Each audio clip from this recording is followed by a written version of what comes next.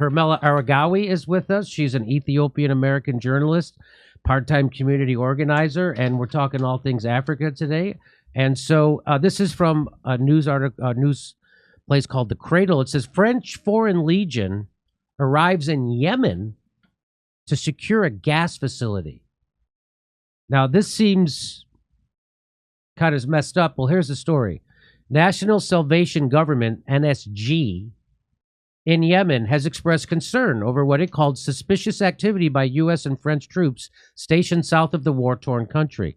The suspicious activity cited by the NSG refers to a claim made by Yemen's former foreign minister Abu Bakr al-Qibri, who said that French Foreign Legion, a French military force comprising of foreign nationals, has arrived in Yemen's Shabwa province to secure control of the Belhaf gas facility. The former minister said that there are French preparations being made to export gas from the Belhaf facility in light of increased international gas prices, and in an attempt to reduce Europe's reliance on Russian fuel amid the global energy crisis exacerbated by the conflict in Ukraine. Al-Karibi also suggested that the French move could be the reason for events in Shabwa, referring to recent clashes between UAE-backed mercenary groups and Islah Party forces affiliated with the Muslim Brotherhood and the Saudi-backed President Leadership Council, the PLC.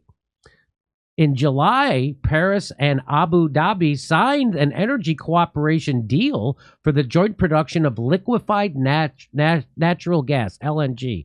According to reports from earlier in the year, the energy cooperation between the two countries is aimed at securing control over Yemeni gas resources through the Belhaf facility, which is owned by French multinational oil and gas company Total Energies SE.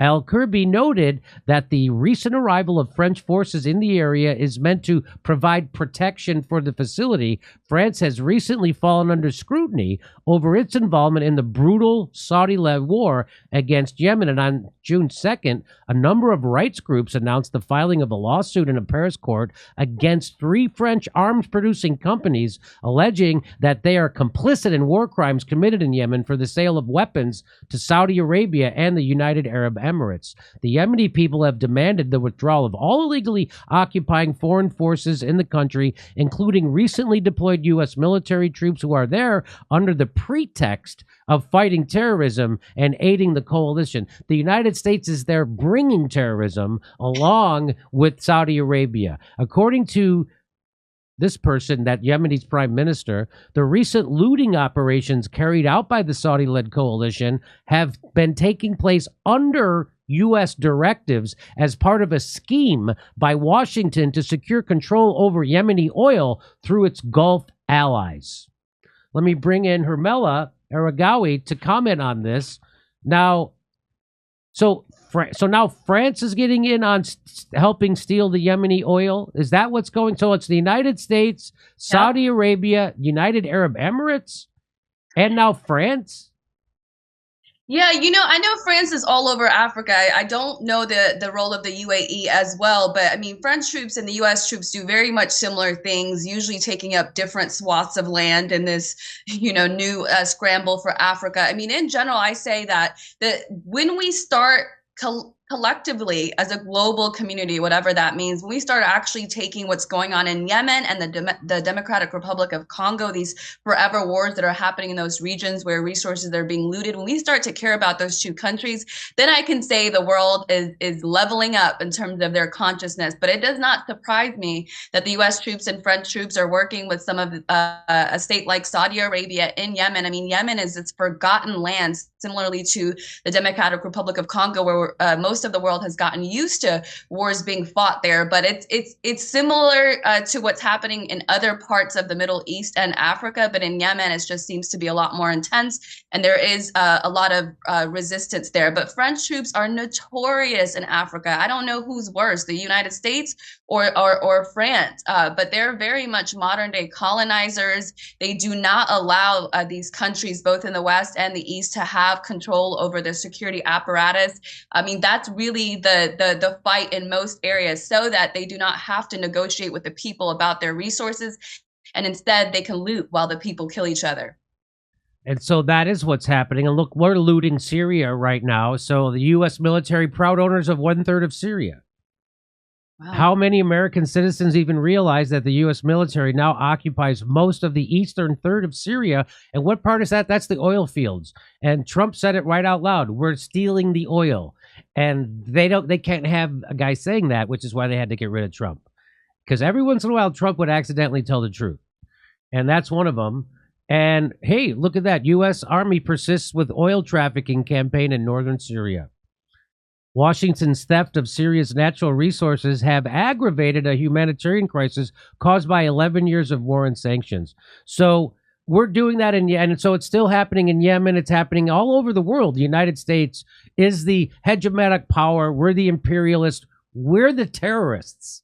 That's the thing. We're not fighting terrorists. We are the terrorists. And that's what people in the United States don't realize, right?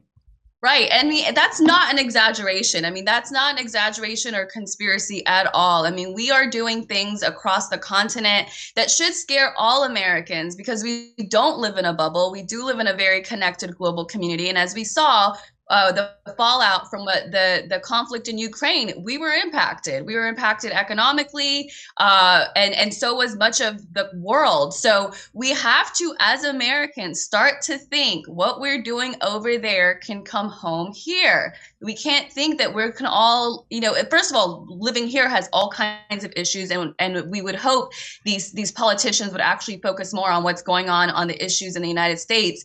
But what we're doing abroad is scary. It's scary, and it's building so much resentment among populations that historically had a very favorable view on America and Americans. And for a long time, most people have been able to differentiate between the American government and policymakers and the people. But I don't know how long that's going to last. We have to be able to get a little bit more informed and stop assuming we're the heroes in all of the stories. I mean, we're literally, the playbook repeats itself, and we may question it in one regard, and then the next thing you know, we're buying it wholesale out of CNN and the Associated Press on the next story. So that's what scares me as both an Ethiopian-born citizen and an American. I live here. This is where my life is. And what we're doing abroad under this administration is disturbing. And it's happened in every administration. But what I do appreciate about former President Trump is he's telling you what we're doing over there. Yes. Like, he's telling you what we're doing so we can have a real honest conversation about how we should do it. Whereas the Democrats, from what I can tell, are telling you we're bringing democracy, and you're not asking how they're doing it, right. At least not what they're actually doing. And so that's the danger. They're able to get away with a lot more because we're not even, don't have a consensus on the ABCs of what they're actually doing there. I assume we're there guarding young girls while they attend school the first time.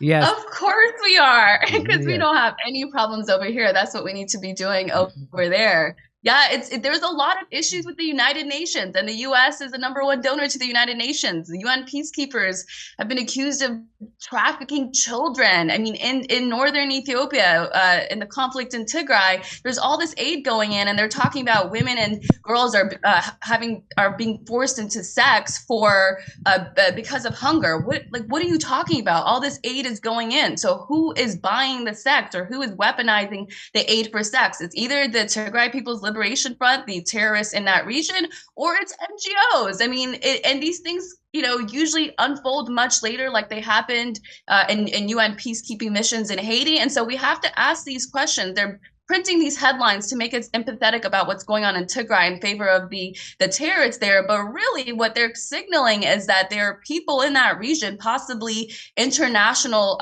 NGOs, that are either taking part in this or turning a blind eye to this. Hey, we're coming to Tulsa, Oklahoma City, Detroit, Los Angeles, Spokane, Tacoma, Denver. Go to jimmydorecomedy.com for a link for all our tickets for all our live shows. See you there.